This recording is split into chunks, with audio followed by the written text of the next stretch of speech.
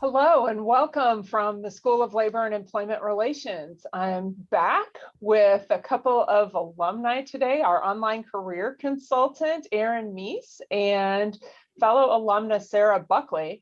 I'm Nell Madigan, the Associate Dean for the school. Erin and Sarah, you want to say hello real quick?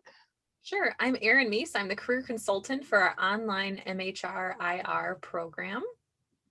Hi, I am Sarah Buckley. I am the VP of People and Culture at Wilton Brands.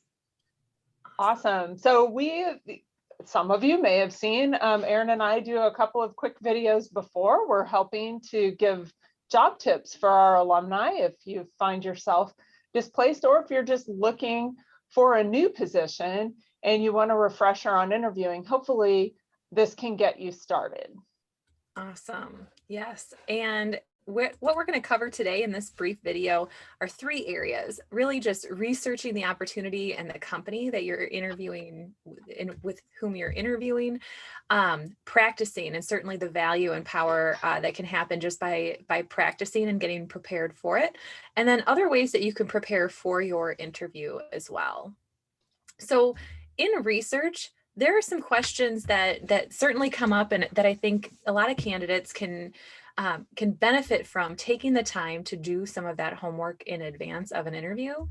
And the first part, I think everybody knows already. It's around knowing all you can about the role, about the industry, and the company.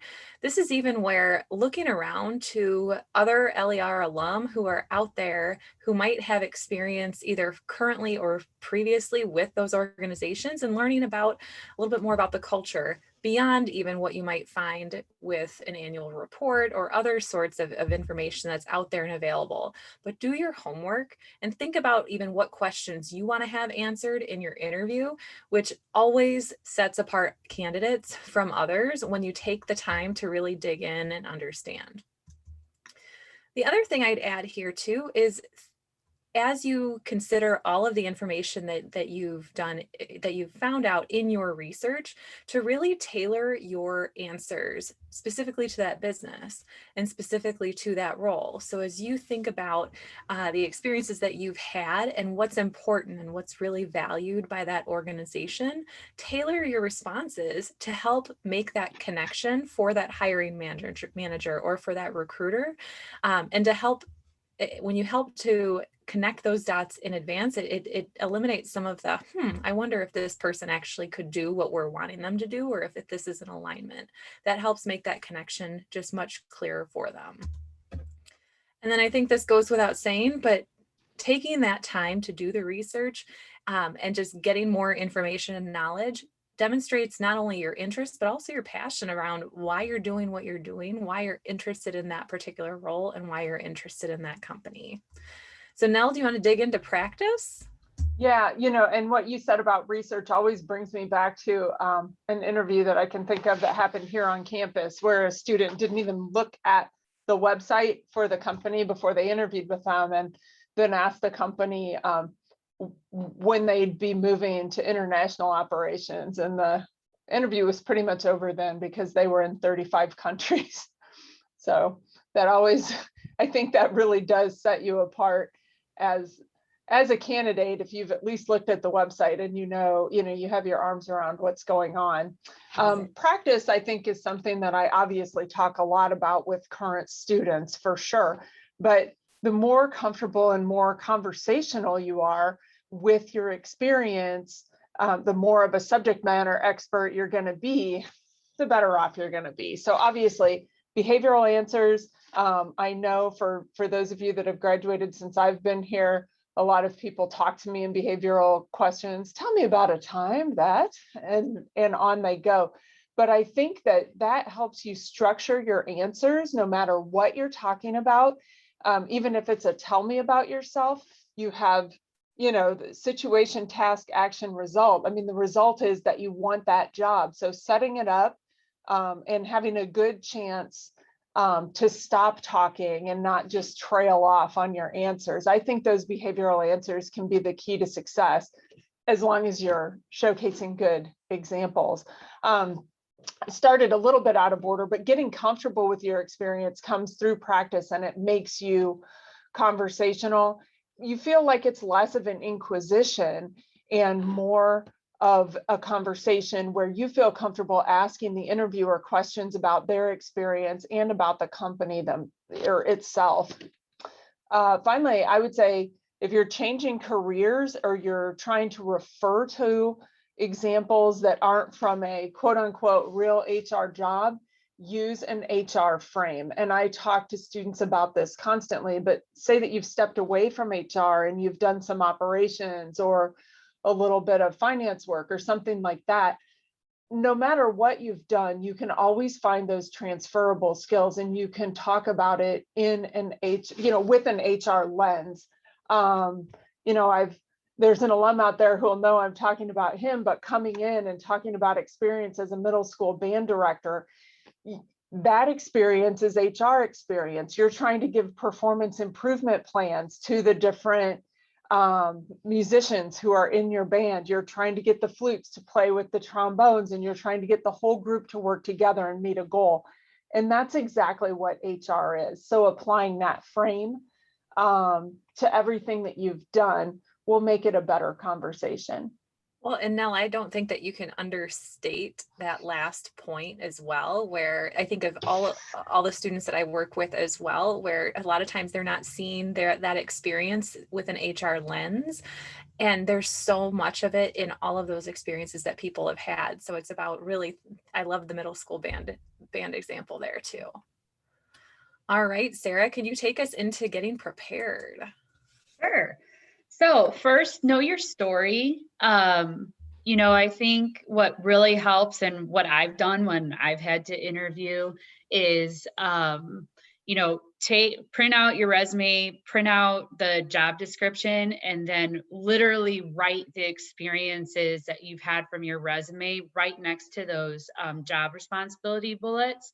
And then that way you're really making sure and pulling out those experience that the organization is looking for to, figure out that you fit this role and you are qualified for the role.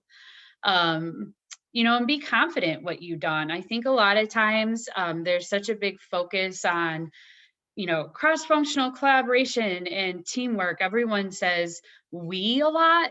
And obviously there's always balance, but the organization is going to be interviewing you. They want to know what you did in that team environment. So make sure you're confident and you show off what your skills and qualifications are in those areas. Second, virtual, I'm sure all of us, whether you're the interviewee or interviewer, have so many interview stories with this work from home environment.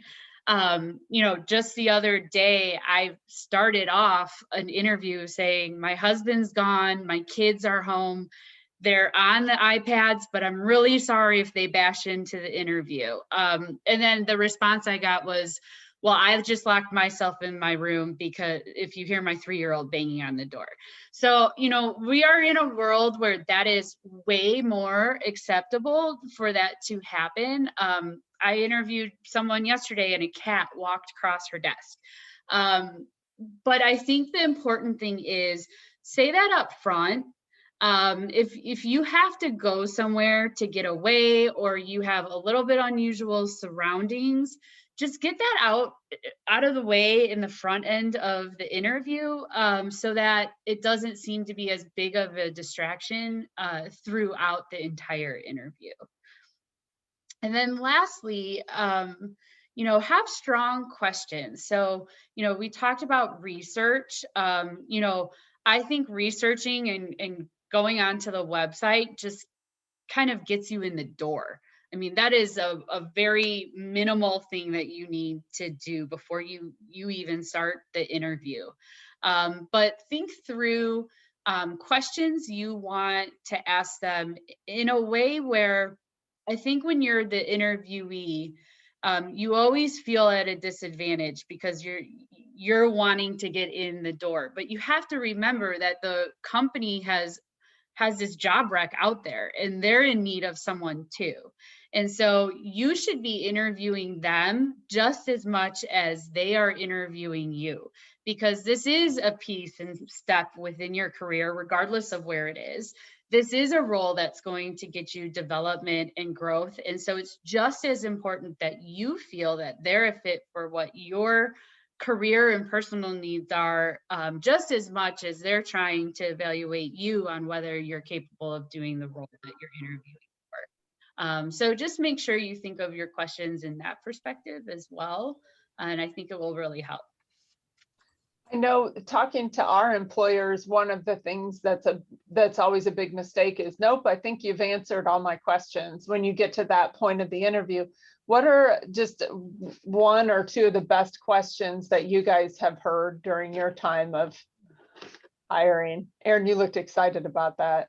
I was blown away earlier this year, actually, with some questions that I had students asking about our internship roles, and they were looking at, tell us more about kind of your business. What has happened over COVID? How have you adjusted your business strategy? What does the next 2 to 3 years look like? And I'm thinking, we've only been in business for, 3. But yeah, let's talk about this. But they had clearly, they had gone through our website. They had gone through some of our assessment tools that were out there and available, and were asking questions that they had to have dug for in order to be prepared for. So I was really, really impressed. Yeah, I always like when people ask follow-up questions around business and strategy, especially within an HR role. So it means that they're hearing what I'm saying about the organization and what's going on, and then they're able to have that business acumen to ask follow-up questions. So I think that's really important, is maybe a little bit more business-focused questions, so that it shows as an HR professional that you truly can partner with the business and you're thinking in that kind of frame of mind. Right. I guess I have to also quickly, before we sign off, ask, what's the question that'll get you discarded? Is there one? I can tell you what I've heard from employers. I think too early in the process, asking about vacation time, I was gonna say that. I think it's around kind of the, obviously COVID's an important part, and COVID questions I think are okay when you're trying to gauge how the company culture and how the organization has responded in taking care of their employees and stuff like that. COVID questions where it's, am I going to have to come into the office? What is my work week going to look like because of this, is a little like, and when you start off at the front end of the interview like that, it's just kind of like, really, is that what we're here for? So I would just tend to stay away from the more of the logistical, tactical parts of the workplace or environment. Well, and it's really a lot about timing too, right, Sarah? Where like, if you're asking somebody to marry you on the first date, it feels a little awkward and out of place versus having built a relationship at least through a few interviews to know. So we're taking a little bit of time to get there. I mean, probably unless it is something that has come up kind of from the employer already, right? Yep. Then you're asking a follow-up question, but otherwise, like, you can just hold on to those questions for a more appropriate time. Yeah, or if you're an at-risk individual, like that question is definitely valid, but you're right. There's a time and a place, and maybe that's a little bit more on the side with the recruiter, and more at the tail end of your interview process where you think you might be getting an offer. Yeah, timing is everything. That's my advice to students, is let them, and to go with your proposal theme, Erin. This may be our next video, but I say let them fall in love with you for your qualifications, and then it's their problem to figure out how you deal with the logistics after, after that. Definitely. So awesome. Thank you guys so much. Thank you. Welcome.